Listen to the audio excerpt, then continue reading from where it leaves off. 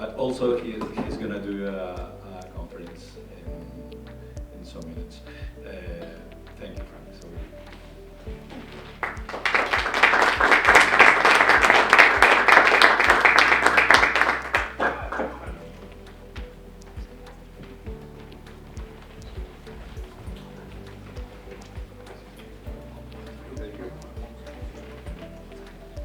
everybody.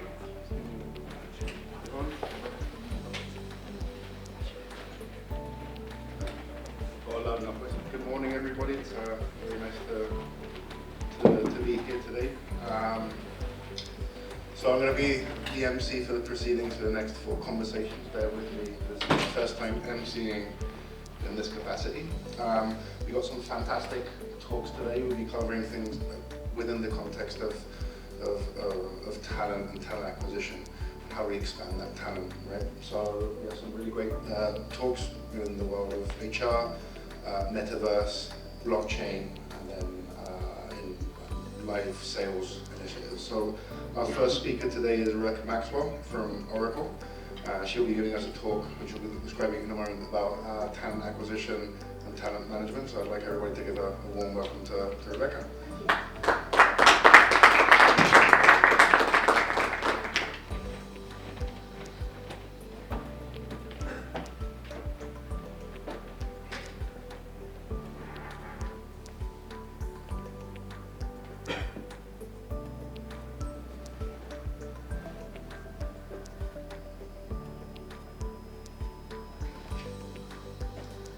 Good morning, everybody.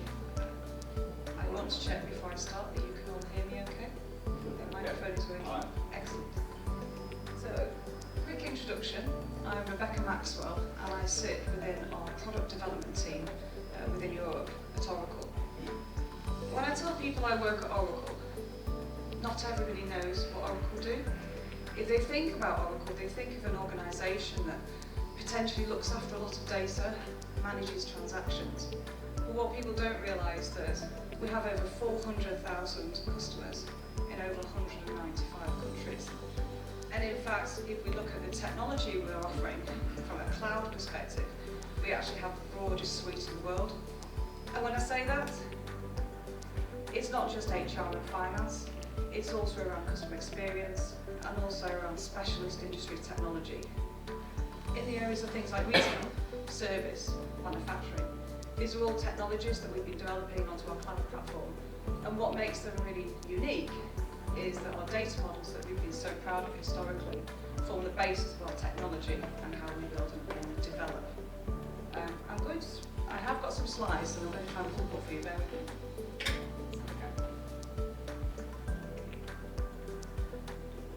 You see that? There we go. Excellent.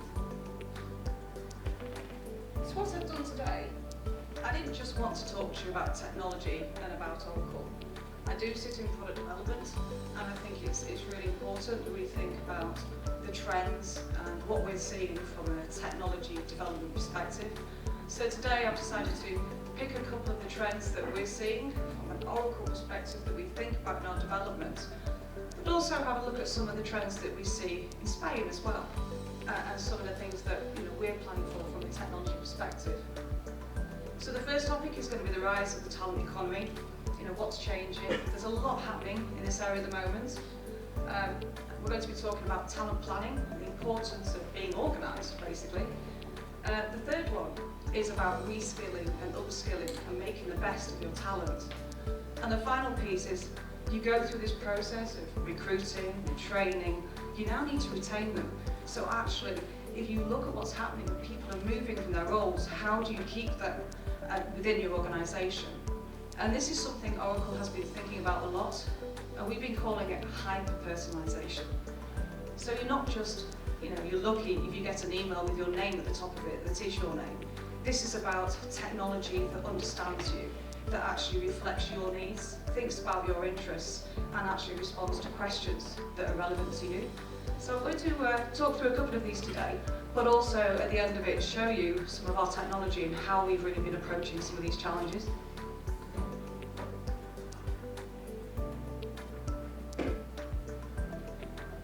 So the first point is around talent planning. What we've identified in our research, both with customers and the organisations that we work with a lot of research agencies, is there is a clear collaboration between organisations who are able to plan and manage their talent through succession, through development plans. They are a lot more successful overall. And what I would ask is, if you're looking from an organisational perspective, looking at your talent planning, those are the two key things I would certainly be thinking about from a development of your talent strategy. Okay. There was some research recently from Mercer that said 70% of HR leaders are actually very concerned about their ability to respond and manage talent in the future.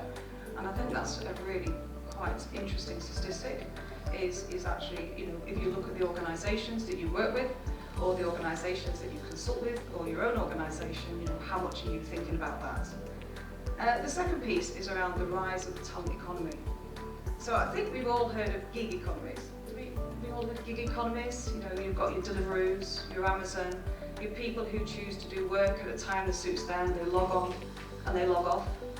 There's a new rise now, which is something called the talent economy.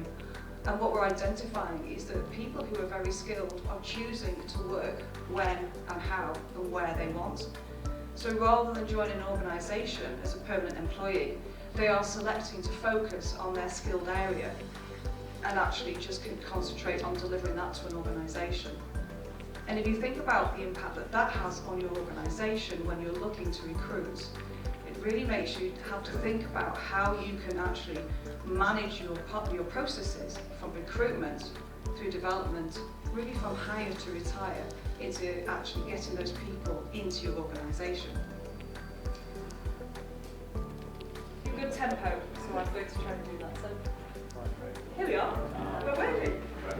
So these are the trends that I was talking about that you were probably guessing, which is around the rise of talent economy. And I won't go back and talk to them again, but these are the 5 themes that I'm going to touch on today. So you can see here the final piece is around the increasing skills gaps. Gartner, who do a lot of research in the talent area, identified that only 16% of people who are applying for jobs today have the right skills that are needed in their future job. And it's really important to recognise that this is going to continue. If we look at some of the trends that we're seeing in Spain, but also globally, is around something that's rather scarily called the demographic time bomb. So if that's made you concerned or worried, it possibly should. It's going to peak around the year 2050 globally, but what we're predicting is by that time, actually only 1 in 4 people will be working. So that one person will be responsible for basically maintaining a dependent population of retired people and people below the age of 16. So if you think about that 1 in 4 statistic, what that does is actually identifies that the number of people that you're going to have to do the work is going to significantly change. So what are you going to do about this? I think it's really important to recognise that when you're looking at recruiting, it's not enough anymore to take the role of the previous person, their job description before they left, give it a quick polish, add some new lines and publish it again. You need to be looking back to that talent planning process and thinking about, okay, if I'm going to recruit for the future, what kind of skills do I need? What kind of future potential should I be looking at? And that's what I should be bringing into the organisation. In the short to medium term, that may mean that you're not getting exactly what you're looking for, but what it does mean is that you're looking at the potential in your organisation. And if you look at some of the things that, from a perspective of contracts and subsidies, in Spain I understand that there are subsidies in place for people who are willing to put themselves forward and recruit people who don't necessarily have the skills that they need. And actually, looking at the changing demographics, this is a good place to be in. If you're an organisation that is able to bring those people and develop them in your organisation, then you are moving in the right direction for future-proofing your organisation as a whole. Are we working? No? There we go. shift in recruitment practices, out of all the technology that we see in the area of talent, recruitment is the one that really has changed the most. Can anybody here remember when you had to post a CV in because you were interested in a job? Everything today is online. It's on an online portal. You know, there's an enhanced streaming process.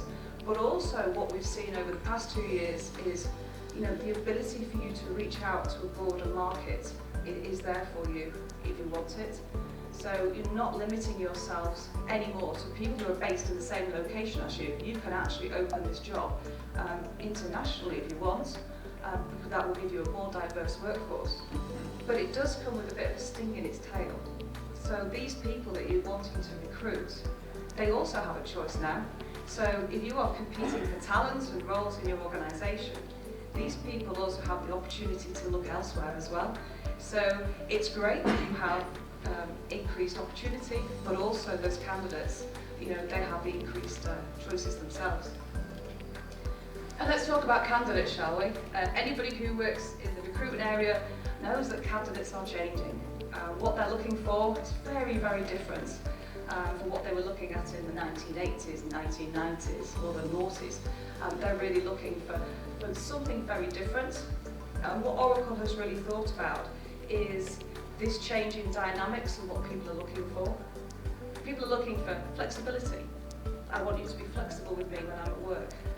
I'm looking for a manager who cares about me and actually is going to commit to my development. I'm looking for an organisation that wants to give me feedback, that actually listens to me and responds to me when I give them feedback. I'm looking for a career. I want to know how you're going to develop me. These are really quite big demands. And actually, if you look at organisations, not all of them are in a position to be able to deliver this. From a talent perspective, we've been thinking really hard about how we can join the dots between the people that we recruit into an organisation to how we manage their talent, their development and their opportunities as they progress through the organisation. And I touched before on the gig economy, the talent economy. These people are going to come into your organisation for a short period of time, do a discrete piece of work and then leave. How are your processes for getting them? If you think about the whole onboarding process and the whole recruitment process overall, you know, 16% of candidates are leaving an organisation because they found that the culture isn't right for them. So they don't even get through to the interview, they abandon. They're also abandoning applications when they find that the technology is not working. It's too complicated, it's too much like hard work. I upload my CV, then you ask me to type it in again. You know, people just don't want to do this kind of thing, and they're not doing. But if you've got actually people you want, when you identify them, you don't want them to be sitting around for 3 months, 6 months. You need to be able to actually move quite quickly. So, you know, how quickly can you take people from a recruitment experience right through to a comfortable onboarding process where they're learning more about the organisation into becoming an employee and they become an effective worker within your organisation. I suppose I'd be quite, in England we call it quite trite, which basically means, you know, it's a very common term, but that golden thread of experience really starts with the recruitment and it needs to be consistent as they join the organisation. Again.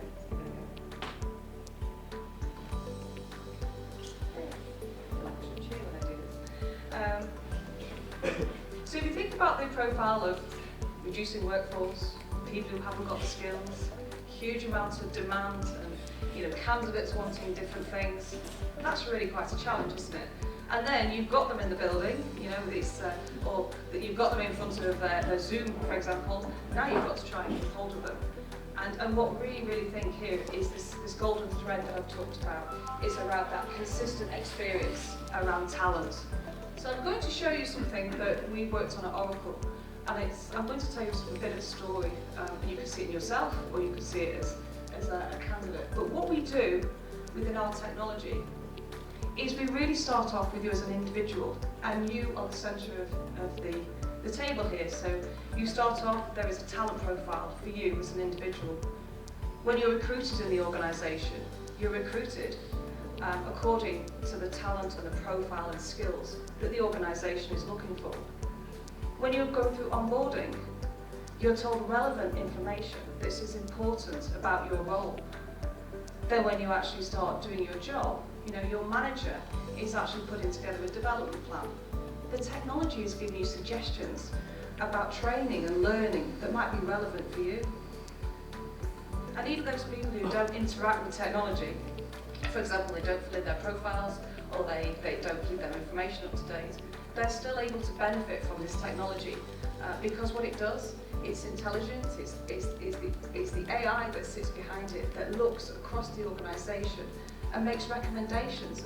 People in similar roles to you have found this learning benefit. People in your role have found this kind of opportunity and have been interested in it. So the piece here I always like is the one called Opportunity Marketplace. So from a technology perspective, what we're able to do is when people are interested from a career, is make a recommendation about the type of roles that may be suitable for them within the organisation in the future.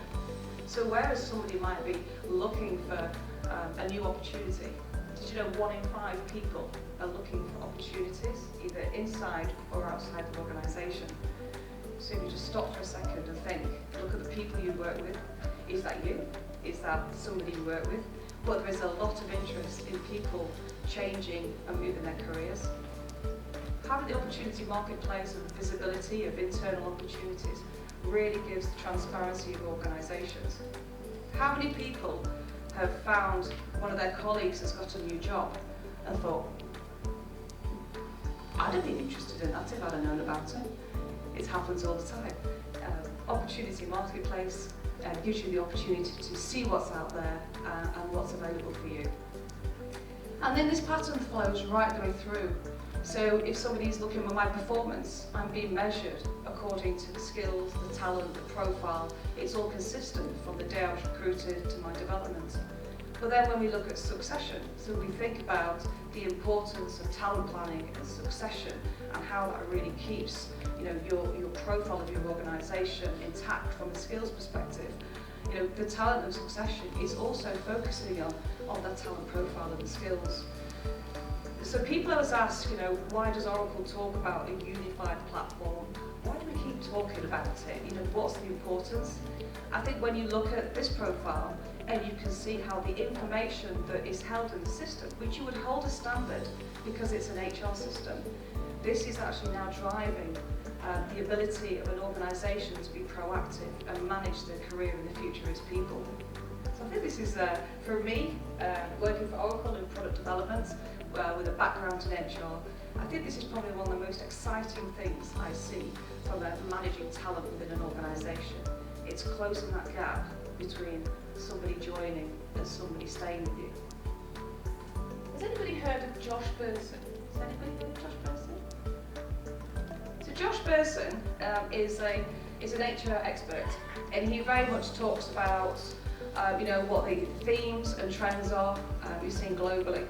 And quite recently, he started talking about something called power skills. People probably remember them as soft skills. Do you remember those? The person needs soft skills. The #1 skill being searched for on LinkedIn at the moment, internationally, is communication skills. So, and also, if you think about that, the importance of having these power skills, and let me show you a couple of them. Potentially, you can have a little think about your organisation and think whether you're actually using any of these in your recruitment and your development. Which Josh Bersin tells a story about the European Space Agency. So the European Space Agency has astronauts, rocket science, it has analysts, and they're probably, looking from a European perspective, probably some of the most intelligent people that you will find working in this organisation. So let's take a step back. Can you imagine what it's like being the manager of those people? What kind of skills a manager of a rocket scientist will need? Not only do they need to understand the role and what they're doing, but they also have to have the capability to be an effective manager. And these are the type of skills that managers today, and Josh Bersin is saying that we really should be looking for. And they're probably not ones we all see in our process. You know, empathy, kindness, we've got teamwork. All these soft skills are now becoming power skills. And these are the things that we're finding most people are finding most difficult to develop and recruit for.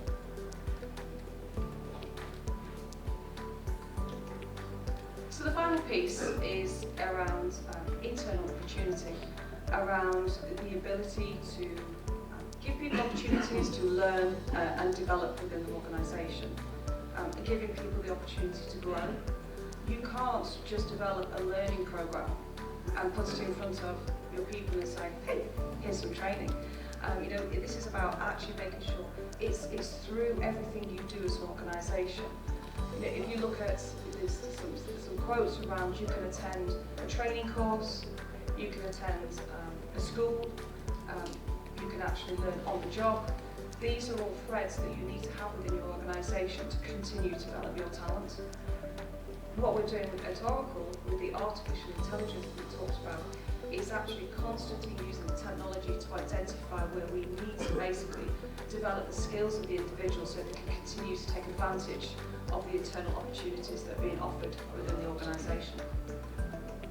The AI engine that we have is actually driving something that we call dynamic skills. It's very new to us, it's very new technology, but what we're doing is we're using a skills database to actually drive patterns and suggestions across all of our profiles that we hold within our systems.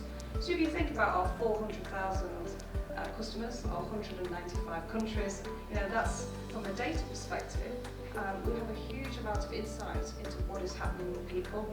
But we don't just trust ourselves, we use external agencies and we pull the information in and we use those to really generate these nudges and suggestions.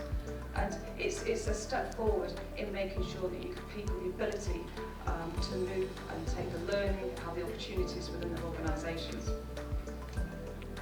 What I want you to do is also show you how we use AI to actually retain people. So if you think about a candidate and what they were looking for, I want to be an individual, I want to have a good manager, I want to be able to develop, I want to be able to, you know, succeed in the organisation.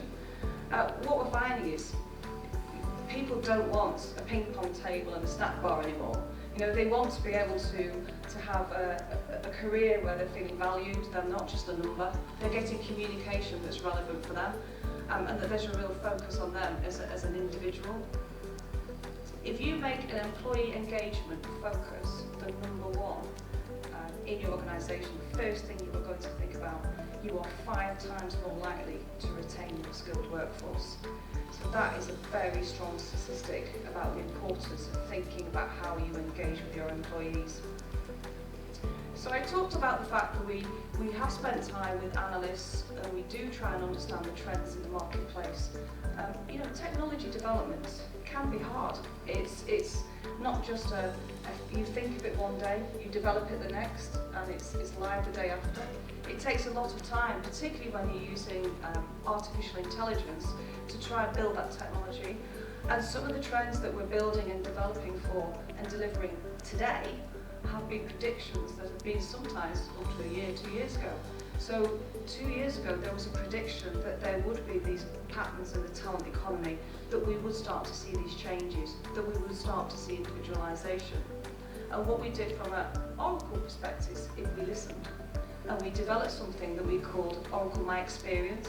And what it does, it pulls together all the things that candidates and employees are looking for, and it creates a personalised experience for them.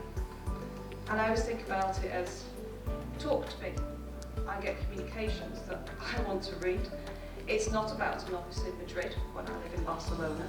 And help me. When I go for help, I get relevant, consistent information back from the organisation, the service centre. So if I ask the question and you ask the question, do we get the same response? Or do we get something depending on who answers the phone? You know, help me get a consistent service back from the people who are there to deliver it to me. You know, develop me. You know, make sure I've got development plans in place. You know, manage me. Make sure my manager actually knows how to manage. And there's something that we've developed called touch points. So if you think about the manager of the rocket scientists, you know, the fact that they've got such a difficult job, there is a recognition that not everybody has the management skills that they need to do their role. And what we have developed is this touchpoints technology, which I really see it as a manager engaging platform. And what it does, it helps managers plan and schedule their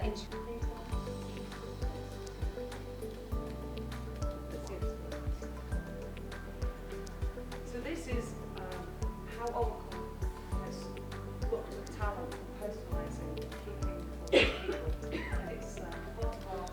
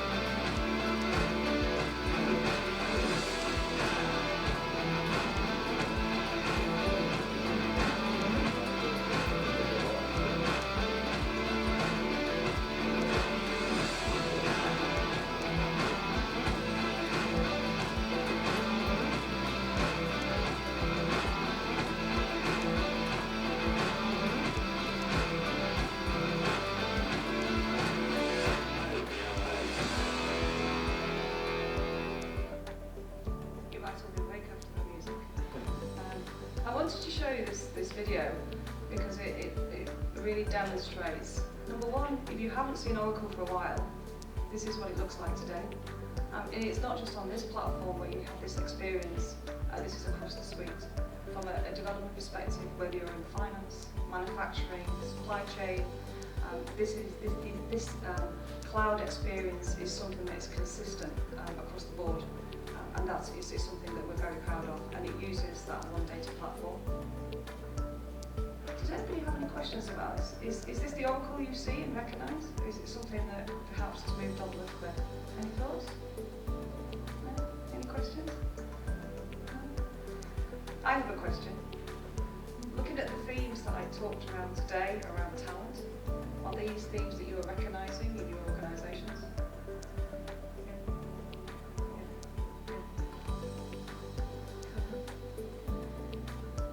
What I would say is there are some Oracle colleagues here with me today.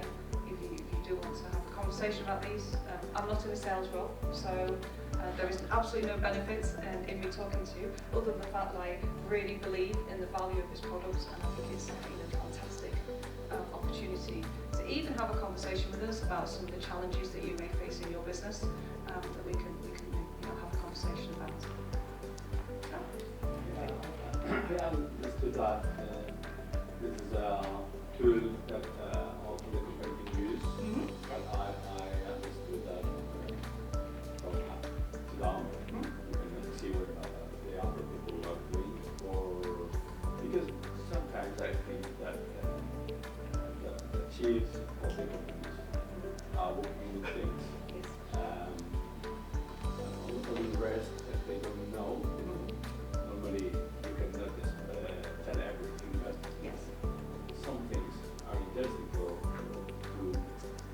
give motivation to the people, because the chiefs are working with something normally better for the people, so better for them. But they have reflection. I think you're absolutely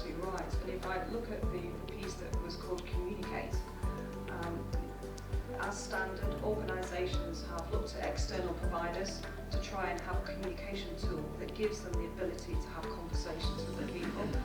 And what Communicate does, because it sits on the data platform, and not only can you give regular updates to people about what you're working on from a leadership perspective, but you can also segment the recipients as well. So you may want to tell a particular team of people, this project is in your area, it's really important to us, you know, this is what's happening. But you might not want to tell the whole business, you just want to tell a group of people. And as we progress with the technology and intelligence, what we're able to do is identify whether people have actually read it, clicked on it, or whether there's any action we need to follow.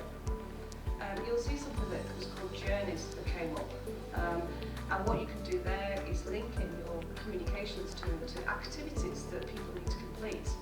So for example, if you're an organisation that needs to have some mandatory training, or you want them to complete some development tasks, you can create something called a journey that you will request that people go through, and then you will use the connected communication tool to actually remind them. Say, you haven't completed this one, could you possibly get on with it? But what you're doing is you're not flooding all of those people who have done it with constant reminders and chasers, and it really, people are more likely to complete and do things if they think that you're doing it personally for them. Yes, it's a good thing. But looking at the access to information, you know, it's you as an Oracle user have a huge amount of flexibility about how you configure your systems. Some organisations only want people to have specific information, others are very open and very flat from a hierarchy perspective. And because we manage the technology based on a profile, you can actually expand or contract that as much as you like. So people just want this information, others want to share it across the board. Okay. Yeah, because you have been talking about the hiring on platforms, internet, no longer with personal meetings, and that's very standard. But then we're also talking about one expression that I love and I also use it.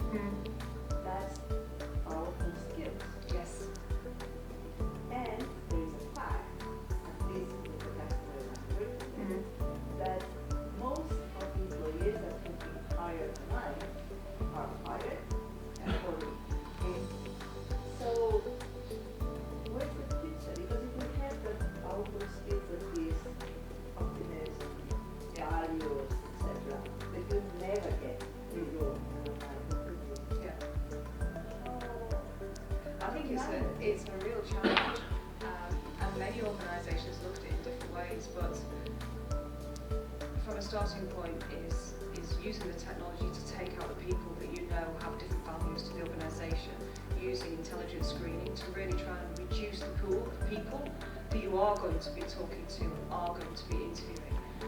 And then actually creating that environment where you are talking to people and you are interviewing and you are creating a relationship with them.